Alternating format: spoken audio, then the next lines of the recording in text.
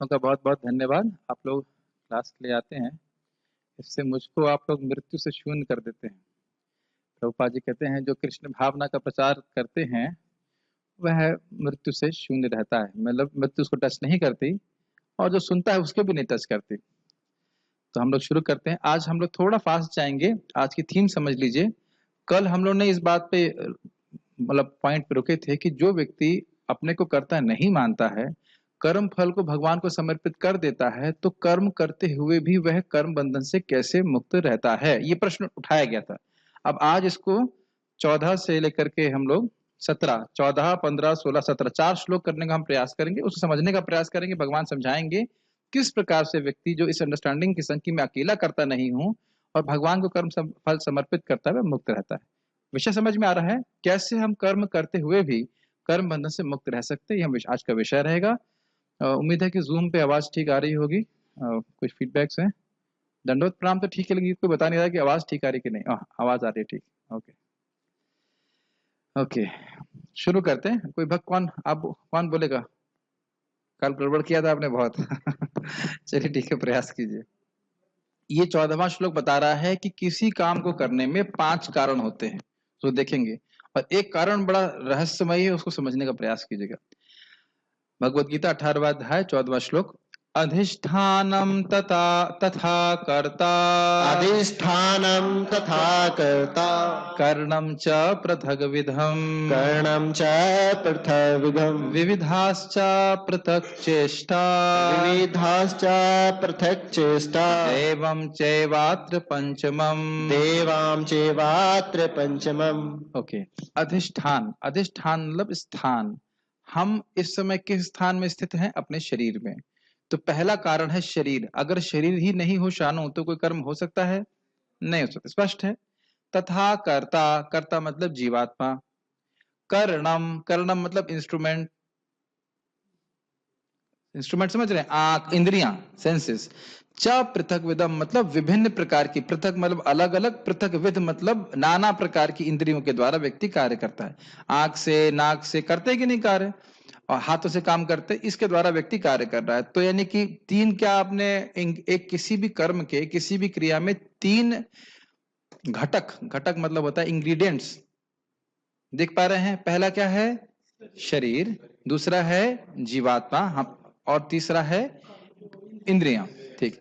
विविधाश्च पृथक चेष्टा, और अलग अलग प्रकार की चेष्टाएं। अब ध्यान देना होगा, चेष्टा का मतलब क्रिया नहीं है, क्योंकि किसी कर्म के ये घटक हैं। तो चेष्टा का अर्थ है प्राण के फंक्शंस। ये बहुत ध्यानपूर्वक समझना होगा। इससे पहले कि मैं आगे जाए, इसको समझ लीजिए। मैं कुछ बोलने की इच्छा कर रहा हूं यहां पे, तो मैं आत्मा के रूप में कुछ इच्छा करता हूं, फॉर बोलने की इच्छा कर रहा हूं। अब भगवान प्राणों को एक्टिवेट करते हैं और हर प्राण अलग अलग कार्य करता है।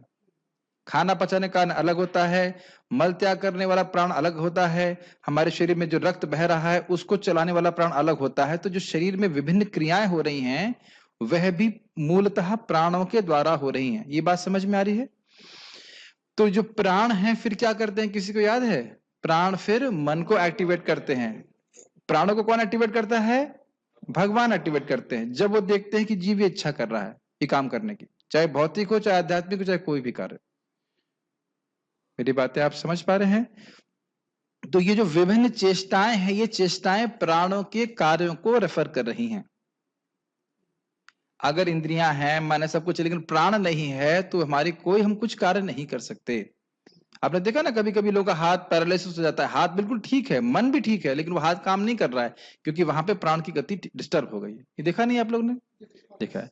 तो यहाँ पे टीका में बताया जाएगा, चेष्टा का अर्थ कर्म नहीं है, क्योंकि कर्म तो इंग्रेडिएंट है, सॉरी, कर्म तो प्रोडक्ट है। प्रोडक्ट मतलब इन सब चीजों को मिला करके कर्म बनता है, रिजल्ट है। तो वो रिजल्ट को आप मतलब कॉज के रूप में नहीं प्रस्तुत कर सकते हैं। तो चेष्टा समझ में आ रही है? प्राण के जो प्राण 5 प्रकार के प्राण है, और 5 प्रकार के मुख्य प्राण, और फिर 9 गौण प्राण होते हैं, उनके द्वारा व्यक्ति कार्य करता है। उद्धव प्रभु समझ में आ रहा है? थोड़ा थोड़ा आ रहा है? ठीक है। देवम चैवात्र पंचमम, पंचमम मतलब होता है 5, और देवम मतलब है भगवान। तो जो आखिरी और मुख्य कर्ता हैं वो हैं भगवान। तो 5 आपको याद हुए। अधिष्ठान का अर्थ हुआ शरीर, कर्ता मतलब जीवात्मा, करणम मतलब सेंसेस इंद्रियां अलग प्रकार की, और चेष्टा मतलब प्राण के फंक्शंस, और दैव मतलब भगवान। ये 5 लोग मिलके कोई कार्य कर सकते हैं, मतलब करते हैं। और मुख्य कार्य है भगवान, और सॉरी मुख्य कर्ता जो है वो भगवान है। तो अब कोई व्यक्ति अपने को ही कर्ता मान रहा है तो गलत है कि नहीं। और ध्यान देना होगा कि शरीर, इंद्रियां और प्राण कौन चला रहा है? भगवान ही चला रहे हैं। ठीक है, क्लियर है? ओके, आगे पढ़ते हैं। कर्म का स्थान यानी शरीर, कर्ता, विभिन्न इंद्रियां, अनेक प्रकार की चेष्टाएं तथा परमात्मा, ये 5 कर्म के कारण हैं। गीता भूषण टीका। यह श्लोक बताता है कि वे 5 कारण कौन से हैं। पिछले श्लोक में बताया गया था कि 5 कारणों की वजह से कोई कर्म होता है, इसका वर्णन कर रहा है। इजी है तो समझना। जो जीव के द्वारा राज्य यानी अधिष्ठित किया जाता है उसे अधिष्ठान कहा जाता है। क्या जीव क्षेत्रीय है कि क्षेत्र है? हाँ? आकाश प्रभु कह रहे हैं क्षेत्र है। कल से उनका प्रसाद बंद।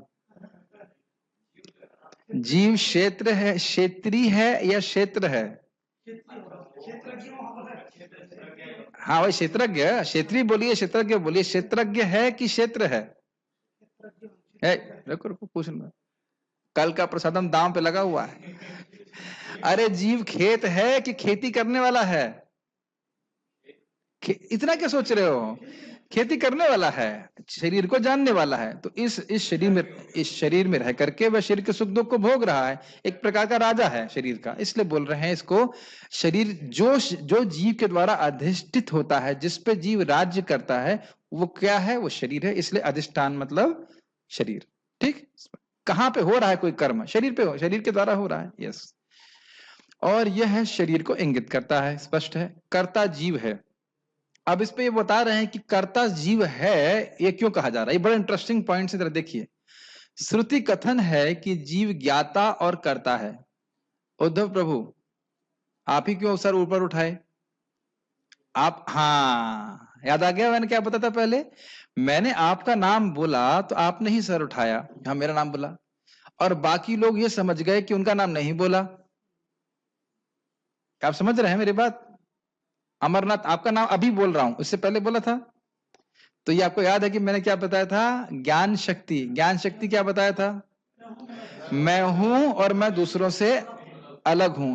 क्या ये हारमोनियम, बेटा हारमोनियम, तो क्या ये हारमोनियम इस ज्ञान से युक्त है कि इसको पुकारा जा रहा है? बेटा माइक, समझ में आ रहा है तुमको?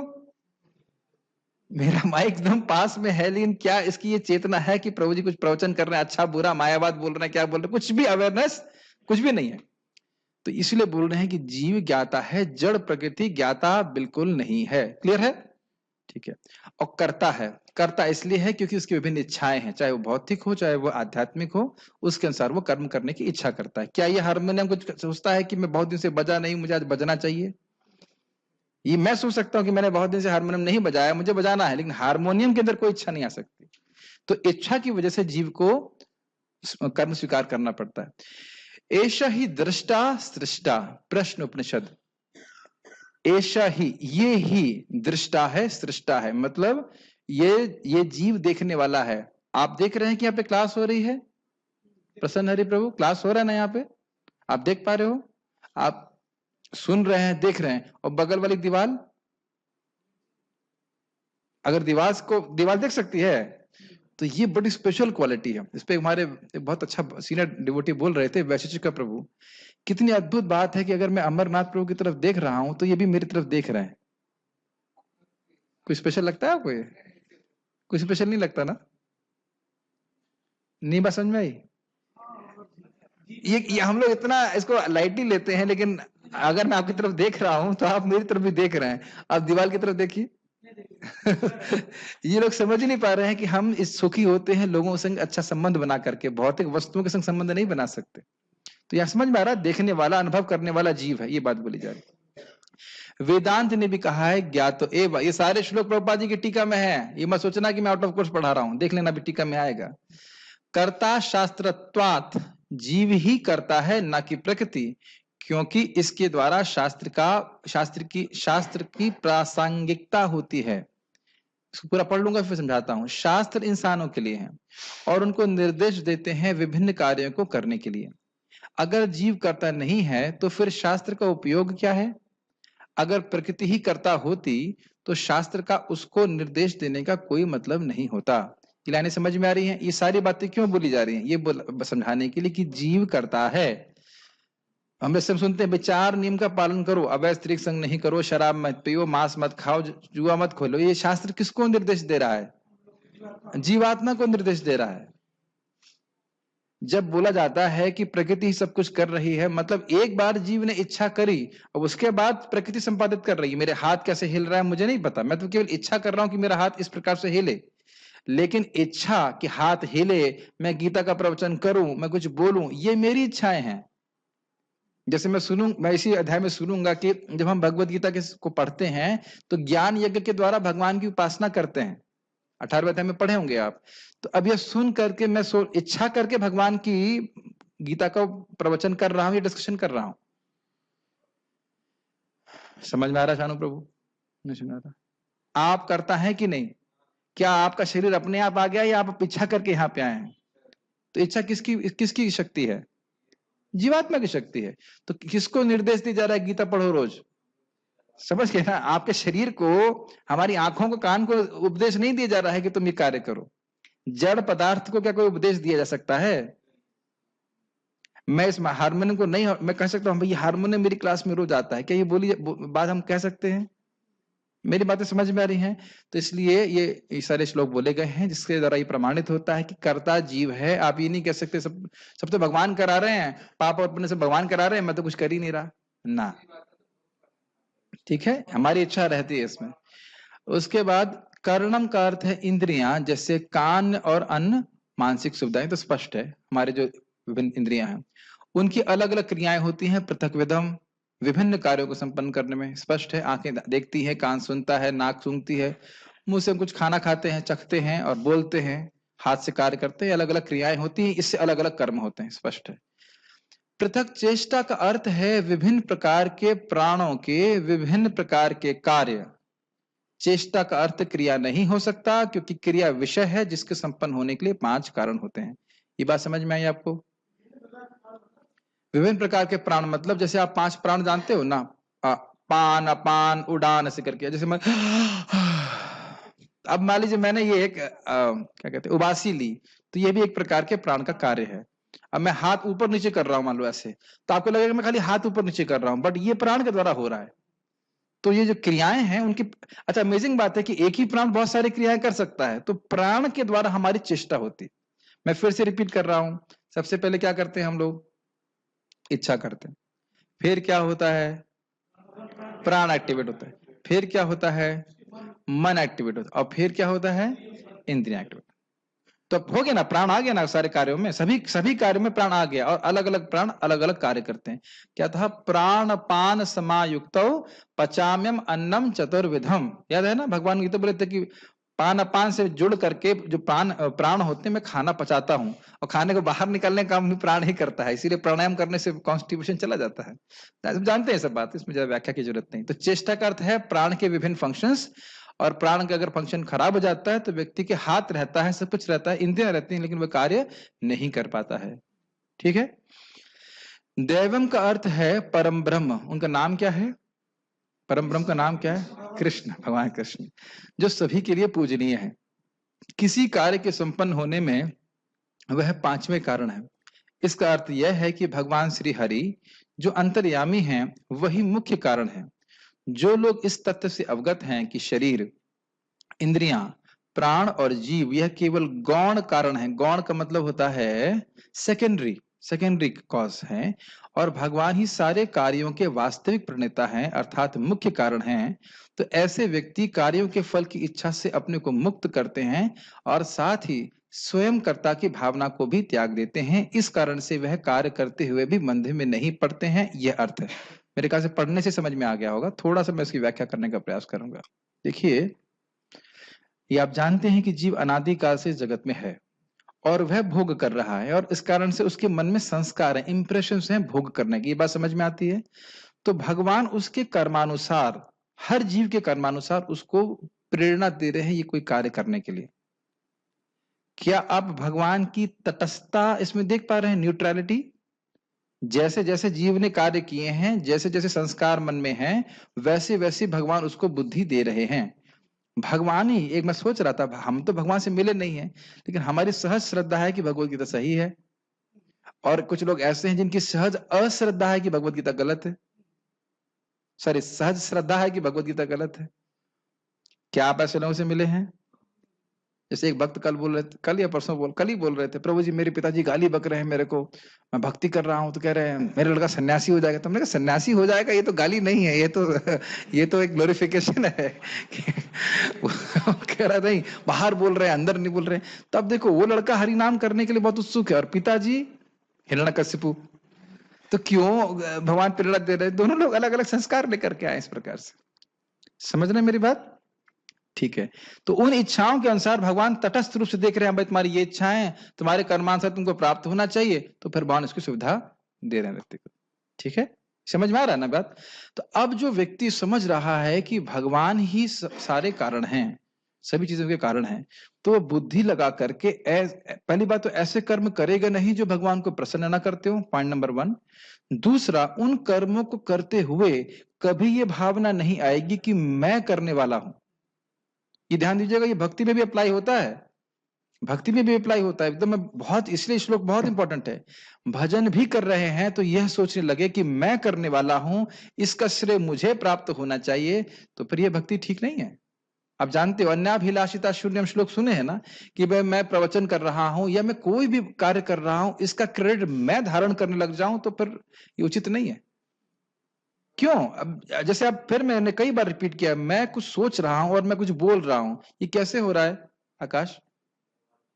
हाँ, ये तो है, लेकिन मुझे तो नहीं पता, इतना फास्ट हो रहा है ना, मैं कुछ सोच रहा हूं और बोल रहा हूं, बिना सोचे तो बोल नहीं रहा हूं, बिना सोचे बोल रहा हूं। अच्छा, आप लोगों को समझ में आ रहा है? शानू, कैसे समझ में आ रहा है? ये हम नहीं जानते कि समझ में कैसे आ रहा है, ये हम नहीं जानते कि हमें समझ में कैसे आ रहा है। कभी सोचा है कि छोटा बच्चा बोलना कैसे शुरू कर देता है? आप देखो, छोटी बच्ची इधर है, वहां पे बोलो मामा मामा, मामा बोलना कैसे चालू कर दिया। उसकी जीभ को तो हमने ट्रेनिंग नहीं किया, खाली वो सुनते हैं बच्चे, शब्द सुनते हैं, मामा मामा, रामा, कृष्णा, और बोलना शुरू कर देते हैं। जिसने मुझे हारमोनियम सिखाया, मैंने कहा आप ये कैसे जान लेते हो कि कौन सी की से कौन सी ट्यून बजेगी? और अब तो आप देखते हैं लोग आंखें बंद करके बजा लेते हैं, वो कैसे हो जाता है? आपको क्या अभ्यास है कुछ भी, लेकिन सब के पीछे भगवान है। जैसे अभी मैंने करुणामृत प्रभु से डिस्कस कर रहा था, प्रभु जी हम लोग जो है कुकिंग में सब कुछ नाप के डालेंगे, तो आप लोग तो नाप के डालते ही होंगे ना? कहते नहीं, हम तो ऐसे ही डाल देते हैं। अब आप बताइए कैसे मालूम चलता है कि एग्जैक्टली उतना ही नमक डालना है? करुणामृत प्रभु को माइक दिया जाए, भगवान, यस, है कितना आश्चर्य है ना। ऐसे लिया, धम धम डाल दिया, और अब देखिए एक भी दिन गड़बड़ नहीं होता है। कल नहीं गड़बड़ कर देना। इन सब चीजों से हम क्या सीखते हैं? कोई भी कार्य, कोई भी सेवा भगवान के लिए हम करते हैं तो हमेशा याद रखना चाहिए, भगवान मैं आप पर पूरी तरह से निर्भर हूं इस कार्य को करने के लिए। ये हमेशा याद रखना चाहिए, हमेशा याद रखना चाहिए इस बात। कभी भी अहंकार नहीं करना चाहिए। इस पे तो बहुत सारी बातें बोली जा सकती हैं, लेकिन अभी हम बस खाली will stick to the shloka. एक छोटा सा कहानी बताना चाहता हूं, let's see how many shlokas we can do today. Yudhishthir Maharaj और द्रौपदी के बीच में इसी बात को लेकर बहस हुई कि भाई दैव सर्वश्रेष्ठ है या हमारा कर्म सर्वश्रेष्ठ है, हमारा पुरुषार्थ सर्वश्रेष्ठ है, कौन प्रबल है? तो द्रौपदी ने कहा कि भाई देखिए, बादल से पानी गिरे, लेकिन अगर हम यहाँ पे बीज डाले ही नहीं, कुछ खेती तैयारी नहीं करे, तो उगेगा क्या? बिल्कुल सही बात है। तो यानी कि हमारा पुरुषार्थ बहुत इंपॉर्टेंट है। लेकिन युधिष्ठिर महाराज ने कहा, तुमने बीज डाल दिया, सारा खेत तैयार कर दिया, लेकिन अंततोगत्वा अगर बादल पानी नहीं दिए तो तुम्हारी खेती उगेगी कैसे? तो आपको दोनों का समन्वय करके लेकर चलना पड़ेगा। हमें भी अपने कर्तव्य करने हैं, लेकिन निर्भर हमको भगवान के ऊपर रहना। ये सब बहुत इंपॉर्टेंट है। किसी को आप प्रचार कर रहे हैं, अब हम बात सही बोलें, अब वो कितना ग्रहण करेगा वो हमारे हाथ में नहीं है। हमने सही बात बोलनी है। अब भगवान उसको कितनी प्रेरणा देते हैं, क्या समझता है, वह उसके ऊपर निर्भर करता है। जैसे भी एक आज सुबह किसी ने प्रश्न किया, प्रभु जी मरने के बाद कहाँ जाता है? हमने कभी बुरे कर्म, जैसे कल चर्चा हुई थी, बुरा कर्म करेगा तो नरक जाएगा और ऐसे जाएगा ऐसे, और उसके बाद वो ऐसा वैसा होता है, तो कहते हैं, वो कहता है अच्छा अच्छा नरक जाएगा। तो बोला फिर हमने कहा उसको, अगर अगर क्या कहते हैं सामान्य काम किए तो अगला जन्म मिल जाएगा मनुष्य जीवन। अच्छा इसका मतलब नरक और स्वर्ग नहीं होता है, ये सब झूठ है। मैंने कही कब बोला मैंने? तो देख रहे हैं सही बोल रहे हैं लेकिन लोग कुछ अलग समझ रहे हैं, लेकिन कम से कम हमें अपनी तरफ से सही बोलना चाहिए और बार बार रिपीट करना चाहिए, प्रार्थना करना चाहिए कि भगवान हम आपकी वाणी को यथावत प्रस्तुत कर सकें। ये बहुत बड़ी इंपॉर्टेंट बात, कहीं इसमें झोल मेल नहीं करें। मैं केवल प्रीचिंग के बारे में बोल रहा हूं, बाकी कोई भी आप कार्य करते हैं we should always be conscious, Krishna ही अल्टीमेट करने वाले हैं। ठीक है, ये बहुत इंपॉर्टेंट शिक्षा हमको प्राप्त हो रही। परंतु यदि जीव का कार्य भगवान पर आश्रित है तो उसके कार्य तो भगवान के द्वारा केवल उसका एक नियोजन मात्र है ताकि भगवान का उद्देश्य सिद्ध हो सके। बहुत सुंदर लाइन है। ये प्रश्न देख रहे हैं, प्रश्न ये है जैसे मुझे प्रसादम सर्विंग करना है तो मुझे क्या चाहिए? ऑब्वियसली प्रसादम तो चाहिए, लेकिन एक और चीज चाहिए, चम्मच। तो क्या जीव मात्र एक चम्मच की तरह है? आप ये कह रहे हो कि मुख्य कर्ता जो भगवान है, तो क्या जीव एक चम्मच की तरह है जिसका उपयोग एक उद्देश्य के लिए किया जा रहा है? क्या मेरी बात आप समझ पा रहे हो? क्या आप चम्मच हो शानु प्रभु? समुद्र चमचे हैं आप? नहीं, हम चमचे नहीं है। We have a desire. बहुत सूक्ष्म श्लोक है। क्या हम लोग जड़ पदार्थ हैं? हम जड़ पदार्थ नहीं। तो क्या भगवान हमको अपनी इच्छा अनुसार किसी को पाप करा रहे हैं, किसी को पुण्य करा रहे हैं? ये तो फिर गड़बड़ हो जाएगा। तो ऐसा लगेगा भगवान में विषमता है, आपको भक्ति करने दे रहे, मेरे को नहीं करने दे रहे। ऐसा नहीं है। तो प्रश्न समझ में आ रहा है ना आपको? प्रश्न ये है कि भगवान जो है चमचा नहीं बनाया हमको कि चमचे की तरह हमारी कोई स्वतंत्रता ही नहीं है कुछ करने के लिए, ऐसा नहीं है। Let's see. जीव तो फिर एक लकड़ी के टुकड़े के समान हो गया। मैंने चम्मच का एग्जाम्पल दिया और आचार्यगण लकड़ी का एग्जाम्पल दे रहे हैं। जो विधि और निषेध जीव के लिए शास्त्र में वर्णित है तो वह निरर्थक हो जाएंगे। जीव में अपनी बुद्धि के द्वारा किसी भी कार्य को शुरू करने की शक्ति संभव नहीं होगी, क्योंकि फिर देखा जाएगा कि जीव तो केवल भगवान के द्वारा कार्य में नियोजित किया जा रहा है। ये उत्तर है कि ऐसा नहीं है। आप ये सोच रहे हो कि भगवान सबको अपने अपनी अपनी इच्छा अनुसार पाप और पुण्य में परिवर्तित करे, ऐसा नहीं है। नहीं तो फिर भगवान शास्त्र में जो उपदेश दे रहे हैं कि ये कार्य करो, भगवान का नाम उच्चारण करो, भगवान की भक्ति करो, या जो भी उपदेश दे रहे हैं उसका मतलब क्या हुआ? उपदेश देने का उद्देश्य क्या होता है? जिसकी बुद्धि खराब है उसकी बुद्धि ठीक हो जाए। अगर आप ऐसे बोलोगे कि जीव की कोई स्वतंत्रता ही नहीं है तो उपदेश देने का मतलब क्या हुआ? क्लियर समझ में आ रहा है? तो भगवान उपदेश दे रहे हैं लेकिन फिर भी जैसी जीव इच्छा करता है उसके अनुसार वो कार्य करा। क्या आप गीता के श्लोक को नहीं जानते हैं? यथेच्छा से तथा करूं। सारा भगवद गीता को उपदेश देने के बाद भगवान ने क्या बोला? तुम इस पे विचार करो, विमर्श्य तद अशेषेण, अच्छे से विचार करो और उसके बाद तुम्हें जो अच्छा है वो करना है वो करो। लेकिन क्या कह रहे हैं? यदि तुम मेरी इच्छा अनुसार कार्य करोगे तो पार हो जाओगे, और यदि अपने इच्छा अनुसार कार्य करोगे तो नष्ट हो जाओगे। तो यहाँ पे क्या भगवान अर्जुन को चुनाव का मौका नहीं दे रहे? समझ रहे हैं? तो क्या क्या अर्जुन चमचे हैं, चम्मच की तरह हैं, जड़ पदार्थ नहीं है। वह एक जीव है, एक ही हैज फ्री विल, उसके बाद इच्छा है कोई भगवान की बात को स्वीकार या अस्वीकार करने की। क्या मैं कम्युनिकेट कर पा रहा हूं मैं क्या कहना चाहता हूं? ठीक है। और भगवान ने क्यों दी है? भगवान ने हमको ये स्वतंत्रता क्यों दी है? ताकि हम भगवान से प्रेम कर सकें। प्रेम आप फोर्स से नहीं करा सकते, इसलिए भगवान ने स्वेच्छा हमको दी है थोड़ी अल्प मात्रा में। ठीक है। जीव ही शरीर, इंद्रिय और प्राण का आधार है जिसे भगवान के द्वारा दिया जाता है, और जो क्रियान्वित होते हैं भगवान की शक्ति के द्वारा ही। इसका अर्थ समझते हैं? जीव ने जो भोग की इच्छाएं की हैं उसी के अनुसार हमारा ये शरीर हमको प्राप्त है। ठीक है। और इसके अनुसार जो मैंने पहले समझा दिया, अभी जो मैं इच्छाएं कर रहा हूं उसके अनुसार भगवान इस शरीर को अलग अलग तरह से चलाते हैं। आप लोग सोते हैं ना? कैसे सोते हैं आकाश? कभी सोचे इसके ऊपर शानू? लेटे और नींद आ गई, कैसे सोचा कैसे नींद गायब हो जाती, नींद आ जाती है, सारी इंद्रियों की वृत्ति एकदम से शांत हो जाती है, कैसे हो जाता है? Amarnath, have you ever reflected? रोज सो रहे हैं कि नहीं? रोज सोते हैं, खूब जम के सोते हैं, लेकिन कभी सोचते नहीं कि हम सो कैसे पा रहे हैं। तो आप खाली यही इच्छा करते हो नींद आ जाए, यही तो बोलते हैं ना कि नींद आ जाए, मंगल आरती के लिए उठना है। उसके बाद कोई है जो एकदम से सारा सिस्टम बंद कर देता, तो कौन है वो? कृष्ण ही है। तो आप देख रहे हैं ना वहां पे प्राण इंद्रियों को कैसे भगवान संचालित कर रहे हैं। इच्छा हम कर रहे हैं, क्रियान्वित भगवान कर रहे हैं। और कुछ लोग होते हैं जो चाहते भी नींद नहीं आती, कृष्ण भगवान लाइट नहीं बंद करते ठीक है। भगवान के द्वारा शक्ति प्रदान किए जाने के द्वारा जीव अपने शरीर और इंद्रियों पर अपनी ही इच्छा से राज्य करता है, ताकि वह अपने कार्य को सिद्ध कर सके। ये तो समझ में आ रहा होगा। भगवान सभी जीवों के हृदय में स्थित रहते हैं और जीवों के विभिन्न कार्यों को अनुमोदन प्रदान करते हैं और जीव के कार्यों को क्रियान्वित करते हैं। इसका मतलब क्या है? भगवान मुझे हरे कृष्ण मंत्र बोलना है, ठीक है, बोल लो हरे कृष्णा कृष्ण कृष्ण हरे हरे, हरे राम राम राम हरे हरे। मैं हरे कृष्णा नहीं बोलना चाहता हूँ, ठीक है, चुप रहो जस्ट है ना। आप कभी देखिए, आप बोलने से पहले कुछ इच्छा करते हो, यस? आप नोटिस कर पा रहे हैं? बोलने से पहले हम कुछ इच्छा करते हैं कि मैं ये बोलूं, और इतना फास्ट होता है कि हमें लगता है कि हम सहज रूप से बोल रहे हैं। क्या इसको नोटिस कर रहे हैं? हम इच्छा करते हैं फिर कुछ बोलते हैं। तो वाणी कैसे, वाणी के रूप में वो शब्द कैसे प्रकट हो रहा है? भगवत कृपा से। मेरी बातें क्लियर समझ में आ रही है? तो दो चीज सीख रहे हैं।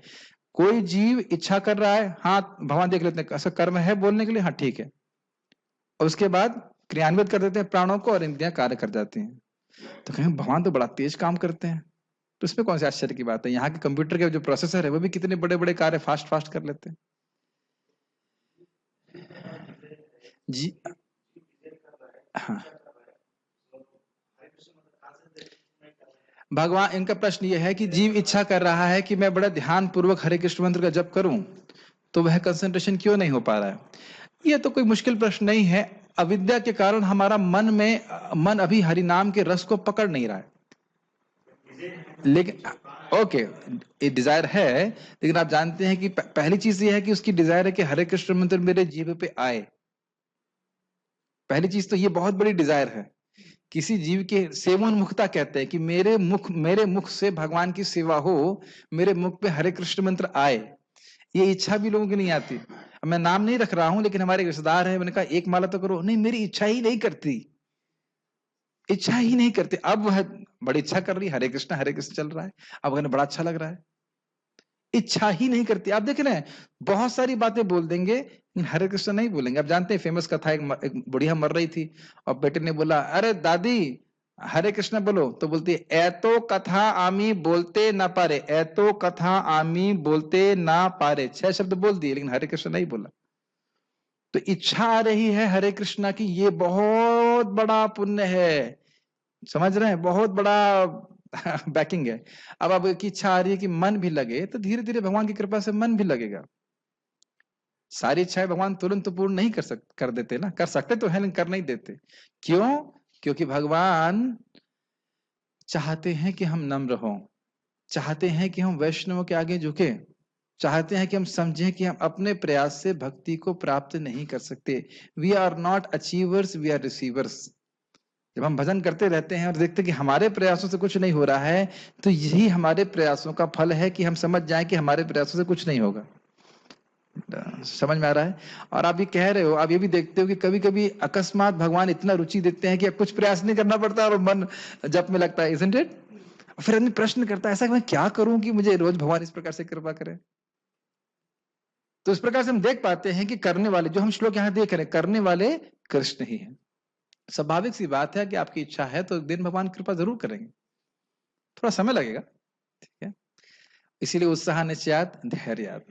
ओके, हाँ, कहाँ थे हम लोग? एक्चुअली बहुत अच्छी बात आपने करी है। देखिए, अगर आपके हृदय में इच्छा है कि हम भगवान से प्रेम करें, समय जरूर लगेगा लेकिन इच्छा जरूर पूरी होगी। ऐसा हो ही नहीं सकता कि आप भगवान के प्रेम की इच्छा करें और कृष्ण आपको प्रेम ना दे, कि वो लोग वेट कर रहे हैं बस कि क्या वाकई सिंसियरली मेरा प्रेम चाहता है या नहीं। एकदम ये सोचिए कि भोग की, हमारी भोग की इच्छा थी, भगवान से विरोध करके चलने की इच्छा थी, तो भगवान ने पूरा ब्रह्मांड की रचना कर दी। और आप भगवान को प्राप्त करना चाहें और आपको भगवान सुविधा ना दें, यह असंभव है, इम्पॉसिबल है। कृष्ण सारे रास्ते खोल देंगे। शुरुआत में समझ में नहीं आता है, लेकिन कभी ना कभी आपने जरूर इच्छा करी होगी भगवान की सेवा करने की, इसलिए आप वृंदावन में आज वैष्णव की सेवा कर रहे हैं। दैट इज ठीक है। अपनी बुद्धि के द्वारा जीव निर्णय कर सकता है कि वह कोई कार्य करे या ना करे। समझ में आ रहा है? और वह बुद्धि सामान्यतः कैसे प्राप्त होती है? नहीं प्राप्त होती है। सामान्य जीवन में यह बुद्धि कभी प्राप्त नहीं होती है कि क्या करें या ना करें, कुछ भी खाते हैं, कुछ भी करते हैं। जब हम शास्त्र सुनते हैं भगवत भक्तों के संग में, तब हमको समझ में आता है हमें क्या करना चाहिए और क्या नहीं करना चाहिए। सुना था ना, कार्यम कार्यम कार्यम कार्यम भया भय, वो अभी आगे आने वाला, क्या करना चाहिए क्या नहीं करना चाहिए, फिर शास्त्र से समझ में आता है। यह एक विशिष्ट प्रकार से कार्य करने के लिए प्रकार से कार्य करने के लिए भगवान के द्वारा बाधित कभी नहीं किया जाता। क्लियर समझ में आ रहा है? भगवान कभी किसी को नहीं बोलते कि तुम पाप करो। यदि वह पाप करना चाहता है तो भगवान सुविधा देते हैं, तुम करना चाहते हो ठीक। Does it make sense? अगर कोई किसी का मर्डर भी करना चाहता है तो उसके पास शक्ति नहीं है कि वह चाकू चला सके। मैं मर्डर करने के लिए नहीं बोल रहा हूं किसी का, मैं खाली बोल रहा हूं कि कोई जघन्य से जघन्य कार्य भी करता है। हमारे गुरु महाराज एग्जाम्पल दे रहे थे कि हिरण्यकश्यप के सामने नरसिंह देव हैं और वो अंदर से कन्विंस है कि मैं इनसे लड़ाई कर लूंगा, उनको मार दूंगा। ये प्रेरणा कौन दे रहा है? भगवान, क्योंकि वह स्वयं इस प्रकार की इच्छा रखता है। तो जैसे जिसकी इच्छा होती उसके अनुसार भगवान कर रहे हैं। भगवान इस मामले में पूरी तरह से सम है। इस तथ्य की पुष्टि वेदांत के द्वारा होती है। परातच्च शक्ति है, उसकी शक्तियां भगवान से आती हैं। उसकी शक्तियां मतलब जीव की शक्ति को भी कार्य करने की। परंतु कम से कम मुक्त जीव तो करता नहीं होना चाहिए, क्योंकि उसके पास शरीर इंद्रियां और प्राण नहीं रहते। भाई आप कह रहे हो कि जो बद्ध जीव है उसके प्राण इंद्रियां और मन रहते हैं, सॉरी शरीर इंद्रियां और प्राण रहते हैं, वह भोग की इच्छा करता है इसलिए करता है। लेकिन जो मुक्त जीव है उसके पास तो ये सब है ही नहीं, तो इसलिए वो करता नहीं है। तो अब उसको क्या कहते हैं देखिए। नहीं, ऐसा नहीं है, क्योंकि मुक्त जीवात्मा के पास आध्यात्मिक इंद्रिय और शरीर होता है जिससे वह अपनी आध्यात्मिक इच्छाओं को पूर्ण करता है। तब यहाँ पे हमारा शरीर इंद्रिय और मन कैसा है या प्राण कैसे हैं? वो जड़ हैं। और आध्यात्मिक जगत में जाएंगे तो वहां हमको एक आध्यात्मिक शरीर प्राप्त होगा, वह हमसे बिल्कुल अभेद होगा। मैं सच्चिदानंद हूं आत्मा के रूप में, और वहां पे जो शरीर प्राप्त होगा वह भी सच्चिदानंदात्मक होगा। अब वो कैसा होगा उसके बारे में मत पूछिए, क्योंकि मुझे पता नहीं। जब हम जाएंगे तो हम जब वहां से फोन कर देना। आप पहले पहुंच गए तो फोन कर देना कि ऐसा होता है, लेकिन आप भी उसको वर्णन नहीं कर सकते, उसको अनुभव किया जाता है। जैसे भाई जब अच्छा लगता है, क्या मतलब है करुणामय प्रभु? उसको एक्सप्लेन नहीं कर सकते, ठीक है? उसको एक्सप्लेन नहीं किया सकता है, बस इतना समझना चाहिए कि वो शाश्वत है, आनंदमय है, ज्ञानमय है, और इस शरीर के बिल्कुल अलग है, बिल्कुल विपरीत। तो वहां भी जीव का कर्तृत्व यानी कि जीव की इच्छाएं रहती हैं, जिसके द्वारा भगवान की सेवा करता है। तो यानी आप समझ पाए कि जीव करता क्यों है और भगवान तो मुख्य सुपर करता है ही। तात्पर्य, अधिष्ठानम शब्द जो मैंने टीका में व्याख्या की है उसको मैं नहीं करूंगा, आई जस्ट एक्स्ट्रा जो प्रबात कह रहे हैं उसको रिपीट करेंगे। अधिष्ठानम शब्द शरीर के लिए आया है। क्लियर? शरीर के भीतर आत्मा कर्म करता है जिससे कर्म फल होता है, अतएव वह कर्ता कहलाता है। आत्मा ही ज्ञाता तथा कर्ता है, इसका उल्लेख श्रुति में है, ऐसा ही दृष्टा सृष्टा। क्यों भाई, आया था कि नहीं? वेदांत सूत्र में ही ज्ञोत एव तथा कर्ता शास्त्रत्वात् श्लोकों से इसकी पुष्टि होती है। क्लियर है? सब बातें क्यों आई थी, अभी व्याख्या किया गया था। कर्म के उपकरण इंद्रियां हैं और आत्मा इन्हीं इंद्रियों के द्वारा विभिन्न कर्म करता है। प्रत्येक कर्म के लिए पृथक चेष्टा होती है। चेष्टा का मतलब इच्छा, चेष्टा मतलब प्रयास। लेकिन चेष्टा में हमने क्या बताया गया था? यहाँ पे टीका में क्या बताया गया? चेष्टा का अर्थ क्या था? प्राण के विभिन्न प्रकार के कार्य, जिसके द्वारा विभिन्न प्रकार की चेष्टाएं हो पाती हैं। यस, लेकिन सारे कार्यकलाप परमात्मा की इच्छा पर निर्भर करते हैं, जो प्रत्येक हृदय में मित्र रूप में आसीन है। परमेश्वर परम कारण है। परम कारण है मतलब वो जब अनुमोदन करेंगे तभी कोई कार्य हो पाता है। अतएव जो इन परिस्थितियों में अंतर्यामी परमात्मा के निर्देश के अंतर्गत कृष्ण भावनामय होकर कर्म करता है, वह किसी कर्म से बनता नहीं। ये इंपॉर्टेंट पॉइंट है। भगवान अनुमोदन देने वाले हैं, भगवान ही सारे कार्य को करने वाले हैं, इसलिए सारे कार्य भगवान कृष्ण की प्रसन्नता के लिए होने चाहिए। खाना तो है मेरे को, लेकिन मैं केवल भगवान कृष्ण को प्रसाद ही ग्रहण करूंगा। जिस दिन एकादशी है उस दिन मैं व्रत करूंगा, अन्न नहीं खाऊंगा। क्यों नहीं खाऊंगा? क्योंकि कृष्ण से अप्रसन्न होते। मूल बात तो ये है। जन्माष्टमी का हम व्रत करते हैं, क्यों? उससे कृष्ण प्रसन्न होते हैं। ये बहुत सिंपल पॉइंट है, लेकिन ये समझना चाहिए। कि हमें वो कर्म करने चाहिए, वो कार्य करने चाहिए जिससे कृष्ण प्रसन्न हो, और ऐसा करने से व्यक्ति कभी भी कर्म फल से नहीं बनता है। Make sense? जो पूर्ण कृष्ण भावनामय हैं वे अंततः अपने कर्मों के लिए उत्तरदायी नहीं होते, सब कुछ परमेच्छा परमात्मा भगवान पर निर्भर है। क्यों उत्तरदायी नहीं होते, कोई बता सकता है? जो व्यक्ति भगवान की भक्ति में नियोजित हैं, अपने सभी कर्मों को कृष्ण के लिए करते हैं, वो क्यों उत्तरदायी नहीं होते? क्योंकि वो सब कुछ भगवान की के लिए किया जा रहा है। जैसे बहुत सिंपल एग्जांपल श्रील प्रभुपाद देते हैं, बहुत अच्छा।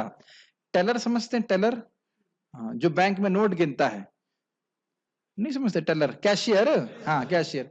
तो कैशियर बहुत सारे नोट गिनता है, दिन में मैं समझता हूँ 10 लाख रुपए का नोट गिन देगा, लेकिन उससे कोई आसक्ति नहीं होती कितने नोट आ रहे हैं और कितने जा रहे हैं। कभी चिंता करता, अरे 50,000 रुपए ले गया यहां से। तो भगवान के बिहाफ पे व्यक्ति जब कार्य कर रहा है तो उसको कोई कर्म बंधन नहीं लगता। एक सेंस? उसको आगे भी हम सीखेंगे, अभी क्लास खत्म नहीं हुई, आगे पढ़ते हैं।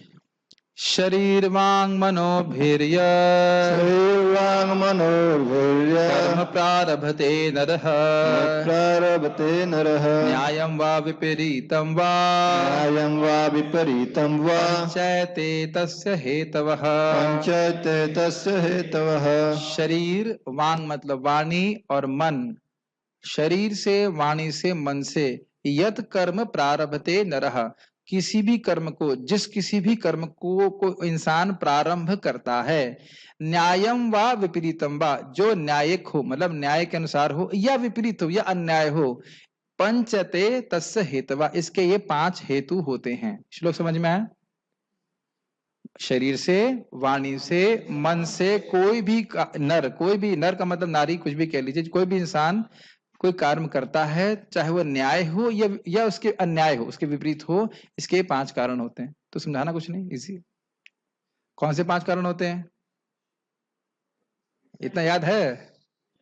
शरीर, आप पिछले श्लोक में बताया था, क्या बताया था पूछ रहा हूं। हाँ, जैसे मान लो एग्जाम में क्वेश्चन आए, हाँ अपनी पिछली क्लास में बताया था ये उत्तर नहीं है, उत्तर लिखना पड़ेगा।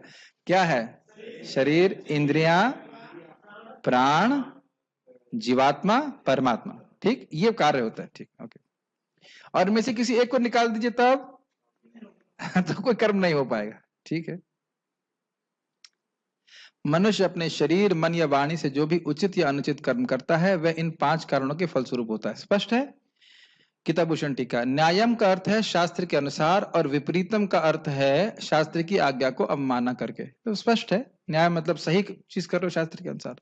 तात्पर्य, इस श्लोक में न्याय यानी उचित तथा विपरीत यानी अनुचित शब्द अत्यंत महत्वपूर्ण है। सही कार्य शास्त्रों में निर्दिष्ट निर्देशों के अनुसार किया जाता है और अनुचित कार्य में शास्त्रीय आदेशों की अवहेलना की जाती है। एकदम स्पष्ट है ना?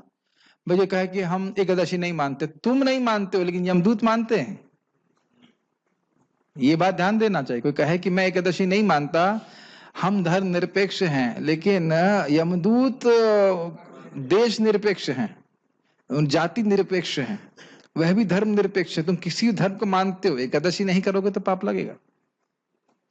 अभी मैं कहानी नहीं समझा रहा, लेकिन एक सिंपल सा पॉइंट, शास्त्र आदेश एकादशी करना है, शास्त्र आदेश हरि नाम जप करना है, नहीं करेंगे भगवान का भजन तो दंड मिलेगा, हम निम्न योनि को जाएंगे। ऐसा नहीं कि भगवान का भजन नहीं करेंगे तो बच जाएंगे। ठीक है? ठीक है। किंतु जो कर्म किया जाता है उसकी पूर्णता के लिए 5 कारणों की आवश्यकता होती है। अब तो मुझे उम्मीद है कि 5 कारण समझ में आ गए होंगे। ठीक है। अच्छा, अब जो नहीं देखता है इन कारणों को, उनको भगवान डांट लगा रहे हैं। मेरे पीछे बोलिए, मैं बहुत तेज जा रहा हूं, समझ में आ रहा है? Easy isn't it? हाँ। तत्रैवं सति कर्तारा तत्रैवं सति कर्तारः आत्मानं केवलं तु यः आत्मानं केवलं तु यः पश्यत्यकृत बुद्धित्वा पश्यत्कृतबुद्धित्वात् न स पश्यति दुर्मतिः। न स पश्यति दुर्मतिः। तत्र एवं सति कर्तारम, तत्र एवं सति, क्योंकि यहाँ वहां ऐसा है, वहां ऐसा है मतलब किसी भी कर्म को करने के पीछे 5 कारण हैं, इसलिए कर्तारम आत्मानम केवलम तु यह मतलब जो व्यक्ति, लेकिन क्योंकि ऐसा है, क्योंकि कैसा है, क्योंकि किसी भी कर्म के पीछे पांच कारण हैं, लेकिन कोई व्यक्ति आत्मानम केवलम कर्तारम, कोई व्यक्ति केवल अपने आप को कर्ता मान रहा है। पांडे जी लगता संस्कृत जानते हैं पहले से, ठीक है। तो केवलम कर्तारम आत्मानम, अपने को ही कर्ता मान रहा है कि मैं ही करने वाला हूं, तो पश्यति अकृत बुद्धित्वात्, उसकी अकृत बुद्धि है, मतलब उसकी बुद्धि ठीक नहीं है, वह नहीं देख पा रहा है। पश्यति अकृत बुद्धित्वात्, अपनी अशुद्ध बुद्धि से वो इस प्रकार से देख रहा है। न स पश्यति दुर्मति, ऐसा व्यक्ति दुर्मति से युक्त है, इस कारण से नहीं देख पा रहा। ये सेकंड लाइन समझ में आ रही है?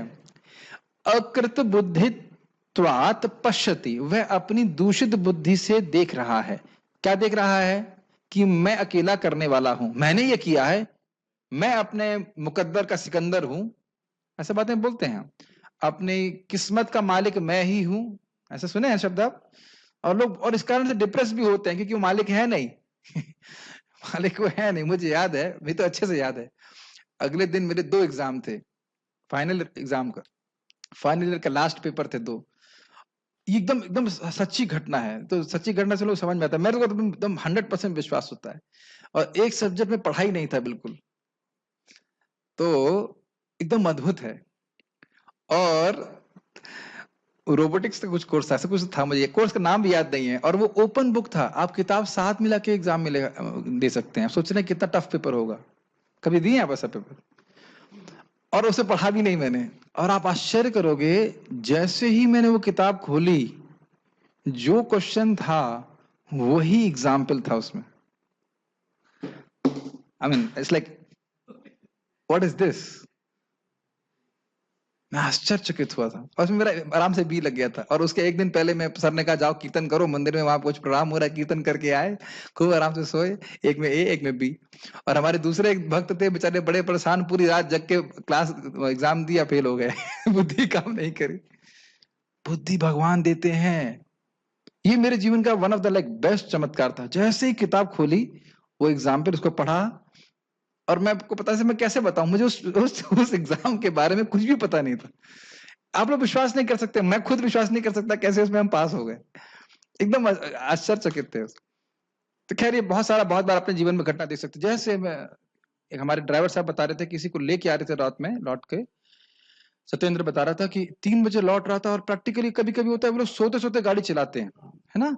और उसको एक बल्ब दिख रहा था आगे से, एकदम से अंदर से कोई बोला, वो समझ नहीं पाया कौन बोला। पिताजी बोले कृष्णा ये ट्रक है। एकदम से जगा और साइड से उसने गाड़ी कर दी, नहीं तो हमारे बीच में वो सेवा नहीं कर रहा था, ना गाड़ी मारा। तब देख रहे हैं अकेले करता केवल वही है क्या, बताइए। कितनी, मुझे कुछ भक्त लोग बता रहे थे, कई कई ऐसा होता है कि दिल्ली से चले गए, उनको दिल्ली से चले हैं रात में, और मालूम नहीं चलता कि हरिओम ढाबा आ गया। That means, can you imagine that? और गाड़ी भी चल गई। मुझे तो डर लगता है। मतलब लेकिन इस प्रकार से, तो कहने हम खाली इस एग्जाम्पल दे रहे हैं कि समझना चाहिए कि मैं अकेला करता नहीं हूं। तो जो इस प्रकार से सोच रहा है वह दुर्मति है, वह समझ नहीं पा रहा। और जब मैं अकेला करता हूं तो दूसरे को क्यों दूं, मैं क्यों शेयर करूं उसको, बताइए। ये रिजल्ट होगा ना। तो ये भगवान कह रहे हैं कि ऐसा व्यक्ति दुर्मति से युक्त है, वह भगवान को अपने कर्मों का फल नहीं देता, कर्मों का श्रेय भगवान को समर्पित नहीं करता। ठीक है। अतएव जो इन 5 कारणों को न मानकर अपने आप को ही एकमात्र कर्ता मानता है, वह निश्चय ही बहुत बुद्धिमान नहीं होता और वस्तुओं को सही रूप में नहीं देखता। गीता भूषण टीका। तो फिर क्या होता है? पिछले श्लोक में क्या बोला था? 5 कारण होते हैं। अब नहीं, पिछले श्लोक में क्या बोला था ये बात? एक मिनट रुकिए। हाँ, न्यायम या विपरीतम वा, कोई भी गलत सलत कार्य होता है उसके 5 कारण होते हैं। ये जो व्यक्ति नहीं देख पा रहा है वह अपने को ही कारण मानता है। तब कह रहे हैं फिर क्या होता है? जो नहीं देख पा रहा है वो इस प्रकार से सोचता है। यद्यपि जीव करता तभी होता है जब उसे भगवान से अनुमति प्राप्त होती है और भगवान के द्वारा दिए गए शरीर और इंद्रियों पर वह निर्भर करता है, फिर भी वह मूर्ख होगा, अर्थात दुर्मति, जो जीव को किसी कार्य को करने में अकेला करता मानेगा, क्योंकि उसमें ज्ञान का अभाव होता है। वह देख नहीं पाता और एक अंधे इंसान की तरह रहता है। कितना स्पष्ट है ना, टीका एकदम स्पष्ट है। खाना कहां से आया बताइए? धरती से आया। एक अन्न भी बनाने की शक्ति हमारे पास नहीं है, और हम उसको भगवान को समर्पित ना करें तो कर्म फल तो बनना ही है भाई साहब। क्यों नहीं बनेगा? है ना, उगाने की शक्ति, बीज, पृथ्वी, सब कुछ भगवान ने दिया, खाना भी भगवान हजम कर रहे हैं, और भगवान को भोग ना लगाए तो निश्चित ऐसा व्यक्ति धोखेबाज है। एक भक्त कोई व्यक्ति आर्गुमेंट कर रहा था, अरे भगवान तो सबको दे रहे हैं, तो भगवान को देने की क्या जरूरत है? कभी सुना है आपने ऐसा आर्गुमेंट? महाराज बहुत अच्छा बोलते हैं, भाई इस जगत में आप किसको देते हो? जो आपको कुछ देता है। क्यों अमरनाथ? जो आपको कभी कुछ नहीं दे उसको देते हैं आप? बहुत रेयरली। हमारा वैष्णव है तो आप दे रहे हैं, अलग बात है, अन्यथा हम देते हैं। जो हमें सब कुछ दे रहा है हम उसको देते हैं। तो भगवान कृष्ण सब कुछ दे रहे हैं और तो उनको कुछ भी ना दिया जाए, क्या ये सही है? वजह सही है? अरे आप हाँ बोल दी, कौन सी पार्टी में चले गए आप? सही नहीं है ना। हमारी इंद्रियां दी हैं, मन दी हैं, बुद्धि दी है, प्राण दी है, और उनको भगवान को हम कुछ भी ना दें, अपितु तो सब कुछ भगवान को देना चाहिए और उनके संबंध में दूसरों को देना चाहिए, है कि नहीं? तो ये बात समझना चाहिए कि जो व्यक्ति अंधा है वो समझ नहीं पा रहा। महाराज कितना सुंदर बात बोलते हैं, हमें बचपन से आंखें मिली हैं, कान मिले हैं, नाक मिले हैं, लेकिन हम प्रश्न नहीं करते दिए किसने और क्यों। We never question, isn't it? कितना स्ट्राइकिंग बात है। वी नेवर क्वेश्चन, कभी प्रश्न नहीं करते आंखें किस लिए दी हैं, कान किस लिए दिए हैं, किस लिए दिए हैं? कोनु राजन इंद्रियवान मुकुंद चरणाम्बुजम न भजे सर्वतो मृत्यु उपास्य अमरोत्तम। ऐसा कौन व्यक्ति होगा जिसको मानव जीवन वाली इंद्रियां प्राप्त हैं और मुकुंद जो अपने भक्तों को बड़ी आसानी से मुक्ति दे देते हैं, उनका भजन नहीं करेगा? ऐसा क्यों कह रहे हो? न भजे सर्वतो मृत्यु, हर जगह मृत्यु है, और उपास्य अमरोत्तम है, वे जो अमरों में उत्तम है, शिव जी, ब्रह्मा जी, उनके द्वारा भी उपास्य हैं। तो जो व्यक्ति सर्वथा म्रियमाण है, मरने वाला है, वह भजन क्यों नहीं करेगा कृष्ण का? तो क्यों नहीं करेगा? दुर्मति, मूर्ख है। तात्पर्य, मूर्ख व्यक्ति यह नहीं समझता कि परमात्मा उसके अंतर में मित्र रूप में बैठा है और उसके कर्मों का संचालन कर रहा है। यद्यपि स्थान, कर्ता, चेष्टा तथा इंद्रियां भौतिक कारण हैं, लेकिन अंतिम और मुख्य कारण तो स्वयं भगवान है। इसीलिए भगवान से प्रार्थना करनी चाहिए रोज, भगवान हमें शक्ति दीजिए कि हम अपने व्रतों का पालन कर सके। मैं तो रोज प्रार्थना करता हूँ, हमें शक्ति दीजिए कि हम सच्चे भक्त बन सकें, हमें शक्ति दीजिए कि हम वैष्णव के हृदय से सेवा कर सकें, तब हम सच्चे भक्त बनेंगे। वैष्णव से झगड़ा करेंगे तो फिर भगवान कहाँ प्रसन्न कर पाएंगे? समझ रहे हैं? इसके लिए बहुत इतना आसान नहीं है, वाकई शक्ति चाहिए, पूरा जीवन भर हम भक्ति कर सकें। भगवान से रोज उस शक्ति को मांगना चाहिए। अतएव मनुष्य को चाहिए कि केवल चार भौतिक कारणों को ही न देखे, अपितु परम सक्षम कारण को भी देखे। एक और प्रैक्टिकल पॉइंट है, आप किसी को कुछ बोलते हो, कभी ऐसा अनुभव हुआ है कि आपकी बिल्कुल सच्ची अच्छी नीयत होती है और वो बहुत भड़क जाता है? ऐसा हुआ है कभी? आप बिल्कुल प्रेम से कुछ अच्छी बात बोलना चाहते हो, जैसे एक बार मैंने बोला कि भाई मृत्यु के समय कोई व्यक्ति भगवान का नाम उच्चारण करता है तो भगवान के धाम चला जाता है, तो एक भक्त एकदम गुस्सा हो गए। उसमें गुस्सा होने का, तो अजामिल क्यों नहीं किया, तो अजामिल क्यों नहीं किया, तो ओके ओके रिलैक्स रिलैक्स, ठीक है, इतना गुस्सा होने की जरूरत नहीं है, ठीक है भाई। हमने कहा लोग गए भी हैं, दंष्ट दंष्ट हतो वाला श्लोक भी है, लोग गए भी हैं और कभी कभी भगवान थोड़ा मौका भी देते हैं। इतना गुस्सा होगा, हमने कहा अगली बार से कोई प्रेरणादायक श्लोक हम नहीं बताएंगे। अजीब सा रिएक्शन था। मैं, इतना गुस्सा होने की क्या जरूरत है भाई? इसमें गुस्सा होने वाली बात है? तो खुश होता है ना, कोई लॉजिक ही नहीं गुस्सा होने का, लेकिन इस प्रकार से वो गुस्सा हो गए। तो हम ये देखते हैं कि हर व्यक्ति एक ही प्रकार से ग्रहण नहीं करता, तो भगवान उसको बुद्धि को प्रेरणा देने वाले होते हैं। जो परमेश्वर को नहीं देखता वह अपने आप को ही कर्ता मानता है, और अपने को कर्ता मानेगा तो क्या करेगा? इसका फल मैं कृष्ण को क्यों दूं? और फिर भोग करने के प्रयास में वह बंध जाएगा। लास्ट श्लोक है, ये सुनने में अच्छा लगता है, ये लाइन अच्छी लगती होगी ना। लास्ट श्लोक है हिंदी क्लास का। यस्य नाहं कृतो भावो, यस्य नाहं कृतो भावो, बुद्धिर्यस्य न लिप्यते, बुद्धिर्यस्य न लिप्यते, अत्वापि स इमान् लोकान्, अत्वापि स इमान् न लोकान्, हन्ति न निबध्यते, न हन्ति न निबध्यते। यस्य न अहंकृत भावो, जिसका ऐसा भाव नहीं है कि केवल मैं ही करने वाला हूँ, बुद्धिर यस्य न लिप्यते, तो वह कर्म फल में अपनी बुद्धि को कभी नहीं लिप्त होने देता। वो कभी नहीं सोचता है कि धन, पुत्र या जो कुछ भी मुझे भौतिक प्राप्त है इसको मैं भोगने वाला हूँ, ये कभी नहीं सोचता। हत्वापि स इमान लोकान, इस जगत में अगर वह वध करता भी है, न हंति न निबद्धते, ना तो वो मारता है और न उसे बंधन पड़ता है। ध्यान देना चाहिए कि यहाँ एग्जाम्पल वध करने का है, वो किस लिए दिया जा रहा है? क्योंकि क्षत्रिय अर्जुन को बोल रहा है, ऐसा नहीं कि आप सबको मारना चालू कर दें। पता नहीं, हमने बहुत पहले एक जब कर्मी जगत में थे एक मूवी देखी थी, तो उसमें ऐसे आर्गुमेंट आता था कि जो मर्डरर है वो मारता था, वो कहता फिर यही श्लोक करता था कि क्या, ना तो कोई मरता है ना कोई मारता है, मैं तो निमित्त मात्र हूँ। ये भगवत गीता का एप्लीकेशन नहीं है, ये भगवत गीता का एप्लीकेशन नहीं है, ये सब बेवकूफी है। जब शास्त्र आज्ञा है तब व्यक्ति वध कर सकता है। उसी प्रकार से कहने का यहाँ पे अर्थ है, खाना बनाते हुए भी खाना नहीं बना रहा। समझ में आया? खाना बनाएंगे, खाना खाएंगे तो कर्म फल लगेगा, लेकिन भगवान को अर्पित करके खाना खा रहे हैं तो कर्म फल नहीं लगेगा। ये एग्जाम्पल है, और बाकी जो भी कर्म हम कृष्ण को समर्पित करके करते हैं तो फिर वह उसका कर्म फल नहीं लगता। ये बात हमें बोली जाती है। क्षत्रिय को युद्ध करना होता है, इसलिए यहाँ पे भगवान वध करने वाली बात ले रहे हैं, लेकिन उससे आपको अन्य सारे कर्मों को समझना होगा। जो मिथ्या अहंकार से प्रेरित नहीं है, मिथ्या अहंकार का मतलब समझ गए, मैं शरीर हूं, मैं करने वाला हूं, भगवान से कोई मेरा मतलब नहीं, ये सब मत मिथ्या अहंकार से। जिसकी बुद्धि बंधी नहीं है वह इस संसार में मनुष्य को मारते हुआ भी नहीं मारता है। तो कल से आप लोगों को मारना है, ये आदेश नहीं दिया जा रहा है। अपने कर्म को कृष्ण को समर्पित करना, ये बात बोली जाती है, न ही वह अपने कर्मों से बंधा होता है। इसको भी अब प्रभुपाद की टीका से समझ में आ जाएगा अच्छे से। तो बुद्धिमान व्यक्ति कौन है? जिसके पास दृष्टि होती है देखने की। पिछले श्लोक में बोला वो बेवकूफ है, दुर्मति है, तो बुद्धिमान क्या देखता है, जरा भी देख लीजिए। वह व्यक्ति जिसके पास यह सोचने की शक्ति है, अर्थात भाव है कि उसके हर कार्य भगवान के ऊपर निर्भर होते हैं, और इस कारण वह कभी भी अपने को अकेला करता नहीं मानता, अर्थात न अहंकृतो, और जिसकी बुद्धि फलों को भोगने की इच्छा से दूषित नहीं होती, अर्थात बुद्धिर यस न लिप्यते, ऐसा व्यक्ति भीष्म और अन्य सभी को मारने के बाद भी नहीं मारता, अर्थात हत्वापि स इमान लोकान, और न ही वह उन सबको मारने के कार्य से दूषित होता है। मारने के कार्य से, ये आर्गुमेंट था ना कि मैं गुरु को कैसे मारूंगा, गुरु न हत्वा ही महानुभावान श्रेयो भोक्तुम भैक्षमपि है लोके। सुना है ना, कैसे गुरु को मारूंगा? तो भगवान उत्तर दे रहे हैं ना यहाँ पे कि जो व्यक्ति इस भावना समझे कि ये भगवान की आज्ञा है, मुझे इसे क्रियान्वित करना है, तो उसे करते हुए भी वह कर्मफल से नहीं बाधित होता है। तो 2 पॉइंट आप क्या सीख रहे हो?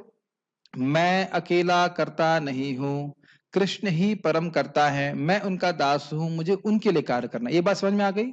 और जो भी फल प्राप्त हो रहा है वह कृष्ण को समर्पित होता है। जैसे आप जानते हो कि यदि कोई हमें सम्मान दे तो हमें क्या करना चाहिए? गुरु महाराज को देना चाहिए। गुरु महाराज के पास गए, कृष्ण को दे देते हैं।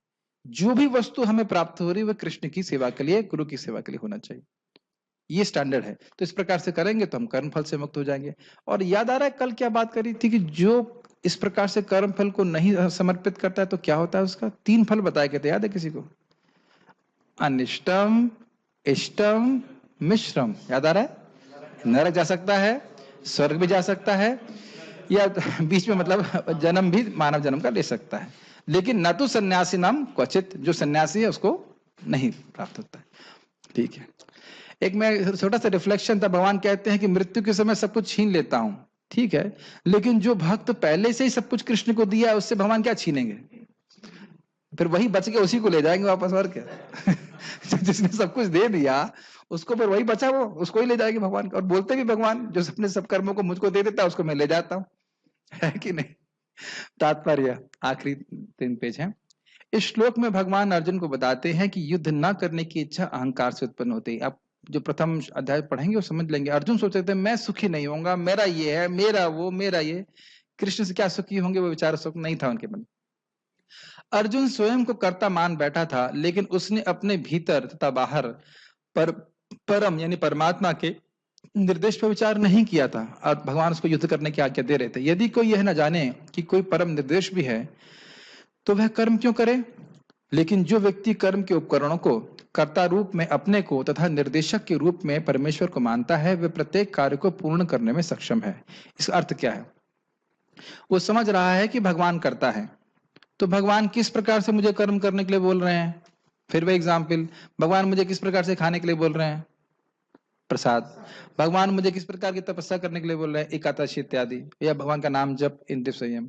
भगवान मुझे किस प्रकार से दान करने के लिए बोल रहे हैं? उनके प्रचार कार्य के, उनकी सेवा के लिए। एकदम क्लियर है कि नहीं?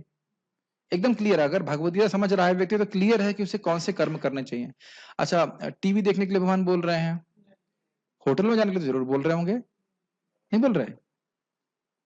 तो अब इस प्रकार के कार्य जब भगवान नहीं करने के लिए बोल रहे हैं, फुटबॉल खेलने के लिए, क्रिकेट तो देख सकता हूं, अरे क्रिकेट देखने में क्या दिक्कत है? तो आप देख सकते हैं कि क्रिकेट खेलने के लिए, फुटबॉल खेलने के लिए भगवान नहीं बोल रहे। सोने के लिए बोल रहे हैं, सोल रहे हैं, लेकिन युक्त रूप में सोने के लिए बोल रहे हैं। ये नहीं कि 12 घंटे सोते रहो या मंगल आरती में भी सोते रहो, जपा में सोते रहो, ऐसा नहीं बोल रहे। तो समझ लेना चाहिए कि पिताजी क्या बोल रहे हैं, उसके अनुसार कार्य करना चाहिए, है कि नहीं? बहुत सिंपल है, Bhagavad Gita is so simple, कोई इंटरप्रिटेशन की जरूरत नहीं है। ऐसा व्यक्ति कभी मोहग्रस्त नहीं होता। मोहग्रस्त का मतलब समझ रहे हैं, ये कार्य मुझे करना चाहिए कि नहीं करना चाहिए। जो प्रभुपाद उदाहरण देंगे ना, उससे एकदम क्लियर हो जाएगा।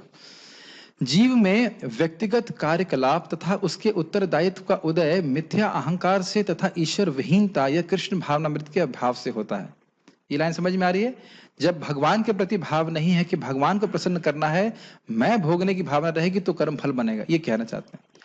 जो व्यक्ति कृष्ण भावनामृत में परमात्मा या भगवान के आदेशानुसार कर्म करता है, वह वध करता हुआ भी वध नहीं करता। इसकी व्याख्या हम कर चुके हैं। शास्त्र अनुसार भगवान के आदेश के अनुसार करते हैं तो कर्म फल नहीं लगेगा, न ही वह कभी ऐसे वध के फल भोगता है। एग्जाम्पल से समझ में आ जाएगा। जब कोई सैनिक, इसी एग्जाम्पल से सब कुछ क्लियर हो जाएगा। जब कोई सैनिक अपने श्रेष्ठ अधिकारी सेनापति की आज्ञा से वध करता है तो उसको दंडित नहीं किया जाता, लेकिन यदि वही सैनिक स्वेच्छा से वध कर दे तो निश्चित रूप से न्यायालय द्वारा उसका निर्णय होता है। आपको जानते हैं कि सैनिक गोली खूब चला सकते हैं, लेकिन जब तक आज्ञा नहीं मिलती वो एक गोली भी नहीं चला सकते। मानते हैं कि नहीं? जानते हैं कि नहीं? और घर में आके 2-4 लोगों का मर्डर करते तो एक गोली भी, कितना ध्यानपूर्वक देखिए, एक गोली भी चलाने का अधिकार नहीं है घर में, लेकिन युद्ध क्षेत्र में जितनी गोली चलाए कोई दिक्कत नहीं। Yes no? तो अगर कृष्ण के लिए कोई कर्म किया जा रहा है, कार्य किया जा रहा है, खुले दिल से करिए, कोई उसमें बंधन लगने की बात नहीं है। कोई कहे कि आप गुरु बनने का प्रयास करें, बंधन लगेगा, लेकिन महाप्रभु की आज्ञा है, अमार आज्ञा गुरु होया तार ए देश, केस क्लोज्ड। कभी कभी ऐसे भी बोलते हैं लोग, प्रचार करोगे तो बंधन, ऐसे भी बोलते हैं प्रचार करोगे तो बंधन लग जाएगा। पता नहीं क्या क्या वो लोग कंसेप्शन हैं, लेकिन महाप्रभु की आज्ञा है। हम योग्य और अयोग्य की बात नहीं है। जारे देखो तारे कहो कृष्ण उपदेश। अभी तो फायदा ये है कि जारे ना देखो तारे कहो कृष्ण उपदेश, जूम के माध्यम से जो नहीं दिख रहे हैं उनको भी हम प्रचार कर सकते हैं। महाप्रभु ने कितनी सुंदर हम लोग को शक्ति दे दी है, तो इसको करना है। अब हमें अच्छा लग रहा है नहीं लग रहा है, या हम कितना कर पाते नहीं कर पाते, उससे मतलब नहीं है। महाप्रभु को प्रसन्न करने के लिए, भगवान कृष्ण को प्रसन्न करने के लिए इस कार्य को करना है। ठीक है, इसमें कोई बंधन नहीं लगता। ठीक है, ये समझ में आ गया उदाहरण आपको? ओके, कोई प्रश्न है किसी भक्त का तो हम ले सकते हैं। Any questions? ये बहुत सुंदर है, क्योंकि इस जगत में हम कर्म करते हुए भी मुक्त हो सकते हैं। और आप ध्यान दे जानते हो कि कर्म करना हम बंद नहीं कर सकते। तो कितना सुंदर टेक्निक है, कर्म भी कीजिए और बंधन से भी मुक्त हो जाइए। आवाज ठीक आ रही है? ओके। क्रिया प्रकृति क्रियमाणे गुणे कर्माणि सर्वश अहंकार विमूढ़ात्मा कर्ता हम इति मन्यते। तो यही बात तो बताया जाएगा। इसका ये श्लोक 3.27, आप 3.27 के लेक्चर को देख लीजिएगा। हमने फिर से बता रहे हैं, फिर भी रिवाइज करते रहे। यही बात मैंने क्लास में एड्रेस किया था कि जीव इच्छा करता है, जीव इच्छा करता है, फिर क्या होता है? भगवान प्राणों को एक्टिवेट करते हैं। तो किसके द्वारा? प्रकृति को एक्टिवेट कर रहे हैं, देख नहीं रहे हैं। तो जो कार्य किए जा रहे हैं वह प्रकृति के द्वारा किए जा रहे हैं, लेकिन जीव इच्छा कर रहा है, इसलिए वह बंधता है। और समझ लेना चाहिए कि जो भक्ति के कार्य हैं वो कौन से, किसके द्वारा किए जा रहे हैं? वह भगवान की अंतरंग शक्ति के द्वारा किए जा रहे हैं। अगर मैं सोचूं कि हरे कृष्ण मन जपेंगे और मैं कहूं कि मैं हरे कृष्ण जप रहा हूं, ऐसा नहीं है। मैं केवल इच्छा कर रहा हूं कि हरे कृष्ण मेरी जीभ पे आए, तो भगवान अपनी अंतरंगा शक्ति से हमारी जीभ पे प्रकट होते हैं। अतः श्री कृष्ण नामादि न भवेद ग्राह्यम इंद्रिय सेवोन्मुखे ही जीवादौ स्वयमेव स्फुरतः। हमारी शक्ति नहीं है कि हम कृष्ण बोल सकें, ये बहुत गंभीर चीज है। हमारी शक्ति नहीं कृष्ण बोल सके। हम जब इच्छा करते हैं कि कृष्ण का नाम मेरे मुख पे आए, तो भगवान अपनी इच्छा से हमारे मुख पे आते हैं। ठीक है? ओके, और क्या प्रश्न है? भगवान को भोग लगाने का सही तरीका क्या है पर गृहस्थों के लिए? गृहस्थ हो चाहे ब्रह्मचारी हो, आप कृष्ण भावना में इंट्रोडक्शन क्या है, क्या बुक है, beginners guide to Krishna consciousness देख सकते हैं, उसमें आप देख सकते हैं। आजकल तो यूट्यूब पे भी बहुत सारे ट्यूटोरियल्स हैं, वो कैसे लगा सकते हैं, तो उसको तो हम आप उसी पे छोड़ दे रहे हैं। प्रभु जी, मैं एमबीए कर रही हूं, लेकिन इसमें कृष्ण भगवान के लिए तो कुछ नहीं कर रही, तो क्या मैं कर्म फल में फंसूंगी? और गौराम प्रभु बड़ा मजाक करते, कहते हम भी एमबीए कर रहे हैं, क्या एमबीए कर रहे हो? मन बुद्धि अहंकार का मैनेजमेंट। एम मीन्स मन, बी मीन्स बुद्धि और ए मीन्स अहंकार। देखिए, अगर उस एमबीए का उद्देश्य से आप कुछ आगे नौकरी करेंगी तो उस नौकरी को जो धन आएगा उसका उपयोग भगवान की सेवा के लिए कीजिए। अब पता नहीं, अब लेकिन ऐसी जगह नौकरी नहीं करनी चाहिए जहां बहुत जघन्य कर्म करना पड़े। हाँ, तो ऐसा नहीं करना चाहिए। ऐसी जगह नौकरी करें जहां पे कुछ तो पुण्य हो। आजकल तो नौकरी करना बड़ा खतरनाक है, हर जगह पाप ही पाप है। लेकिन जो धन आ रहा है उसको भगवान की सेवा में लगाना चाहिए। जब व्यक्ति धन को भगवान की सेवा में लगाता है तो जितना समय धन कमाने में लगा है वो सारा समय भगवान की सेवा में नियोजित माना जाता है। ये भक्तों से मैंने सुना है इस प्रकार से। और सुबह शाम कम से कम हरे कृष्ण मंत्र जपे, भगवान को भोग लगाए, यही तरीका है। ठीक है, यहाँ कोई प्रश्न नहीं है और कोई? यस। आपने कहा था एक नाम से हरे कृष्ण लेने से नेक्स्ट जन्म हरे कृष्ण 2 नाम हो गए फिर भी। हाँ, एक हरे वाले से। हाँ, जन्म मनुष्य का मिलता है कि किसी ने हरे कृष्ण थोड़ा नाम लिया और आत्महत्या कर ली तो उसकी क्या गति होगी? अरे मूर्ख है, जब हरे कृष्णा कर रहा है तो आत्महत्या क्यों कर रहा है? क्या दिक्कत है? नौकरी नहीं मिल रही है तो जाओ, आ जाओ आश्रम में ज्वाइन कर लो।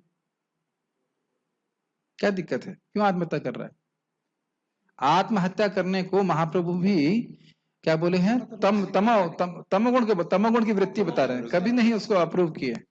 आत्महत्या करने की क्या जरूरत है? आत्महत्या करोगे तो फिर भूत बन जाओगे, तो क्या जरूरत है?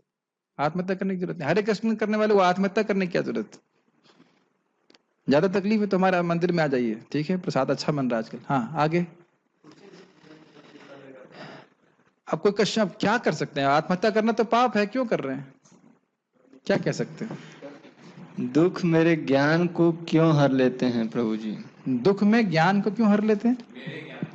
दुख में ज्ञान जैसे हर नहीं लेते? पता नहीं, प्रश्न समझ में नहीं आया। दुख में ज्ञान नहीं आता है। क्या सुना है? वो बहुत अच्छी कहावत है ना, दुख में हरि भजन सब, क्या है? दुख में सुमिरन सब करे, सुख में करे न कोई। आगे क्या है? जो सुख में सुमिरन करे तो दुख काहे को है। तो देखिए, ये अनुभूत है भक्तों का कि जैसे जैसे भगवान की भक्ति करते रहते हैं, सुख दुख जिसी भी परिस्थिति में, तो दुख आने पे भी उतने अभिभूत नहीं होते हैं। जैसे मेरे पिताजी मरे, मैं तो कोई दुखी नहीं हुआ। मेरी नानी मरी, कोई दुखी नहीं हुआ। मरना क्या है? पोस्टिंग चेंज हो रही है। कोई मर रहा है? कोई मरा है आज तक? कोई नहीं मर रहा। केवल ड्रेस चेंज, क्या मतलब? कोई मरीज जब मरे तब तो रोए, कोई मर ही नहीं रहा है। कोरोना से कितने लोग मरे? एक भी नहीं मरा। कोई मर ही नहीं रहा है, केवल शरीर परिवर्तन हो रहा है। और फिर उनका वृंदावन संस्कार हुआ। देखिए, रोना मरने पे नहीं होता है, रोना जीने पे होता है कि उसने जिया कैसे। अगर भगवान से विमुख जिया है तो उसके लिए रो, मरने के लिए रोने की जरूरत नहीं। जो भजन करके मर गया उसको उसको क्या रोना है उसमें? तो दुख से अभिभूत होने का कारण है क्योंकि हम भगवान से विमुख रहते हैं। जो भगवान की भक्ति करते हैं, श्रवण कीर्तन करते हैं, वो दुख आता है, अभिभूत उनको दबा नहीं पाता है। दबाना समझते हैं, एकदम कुछ कर ही नहीं पा रहे, ऐसा नहीं होता। जो लोग भक्ति करते हैं वो समझते हैं ठीक है भाई, क्या दिक्कत, जिसका टाइम समाप्त हो गया अपना जाएगा, दूसरी जगह पोस्टिंग होगी उसकी। भाई हमारे पिताजी का बहुत जगह ट्रांसफर होता था, अभी टांडा में है, अभी फैजाबाद में, अब कहीं और हो गया। और वो भी इस जन्म के पिताजी तो है नहीं। हमें जन्मांतर कितने माता पिता मिले, है कि नहीं? और हमारा जन्म भी नहीं होता वास्तविक रूप से। तो थोड़ा सा भगवत गीता ज्ञान समझ लेंगे तो दुख नहीं होएगा इतना। हम सुबह 3:30 बजे जगते हैं तो दिन में रेस्ट कर सकते हैं, क्यों नहीं? कोई दिक्कत नहीं है, रेस्ट कर सकते हैं। लेकिन ये नहीं कि 8 घंटा 1-1.5 घंटा रेस्ट कर सकते हैं अगर रेस्ट करना चाहते हैं, ठीक है? हम आदि अनादि, ये प्रश्न क्या है समझ नहीं आया है। Okay, we shall stop here now. अभी हम इंग्लिश क्लास शुरू करनी है, तो जो want to continue they can continue, otherwise ठीक है। अनादि